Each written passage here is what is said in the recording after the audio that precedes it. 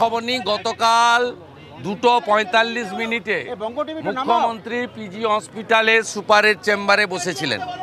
সেখানে স্বাস্থ্য সচিব নিগম, কলকাতা পুলিশের মমতা কমিশনার বিনীত গোয়েল, পিজির সুপার ছিলেন। সন্ধ্যে 7টা অবধি মিটিং চলেছে এবং আমার কাছে স্পেসিফিক খবর আছে সুজয় কৃষ্ণ ভদ্র, তার ব্যাপারে আলোচনা হয়েছে এবং মুখ্যমন্ত্রী ওখান থেকে কাস্টডিতে থাকা জ্যোতিপ্রিয় মল্লিক তার সঙ্গেও ইন্টারক্যামে কথা বলেছেন। দ্বিতীয় মিটিং সন্ধ্যাবেলা মুখ্যমন্ত্রীর বাড়িতে হয়েছে। সেখানে মুখ্যমন্ত্রী ছিলেন, তার ভাইপো ছিলেন এবং সেখানে নতুন ডিজি রাজীব কুমার ছিলেন।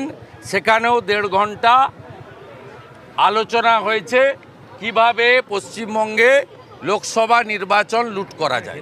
খবর নিই, গতকাল 2:45 মুখ্যমন্ত্রী পিজি হসপিটালের সুপারের চেম্বারে বসেছিলেন।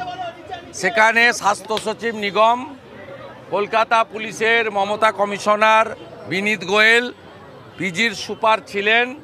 সন্ধ্যে 7টা অবধি মিটিং চলেছে এবং আমার কাছে স্পেসিফিক খবর আছে সুজয় কৃষ্ণ ভদ্র, তার ব্যাপারে আলোচনা হয়েছে এবং মুখ্যমন্ত্রী ওখান থেকে কাস্টডিতে থাকা জ্যোতিপ্রিয় মল্লিক তার সঙ্গেও ইন্টারক্যামে কথা বলেছেন।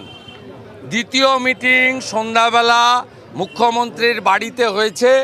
সেখানে মুখ্যমন্ত্রী ছিলেন, তার ভাইপো ছিলেন এবং সেখানে নতুন ডিজি রাজীব কুমার ছিলেন।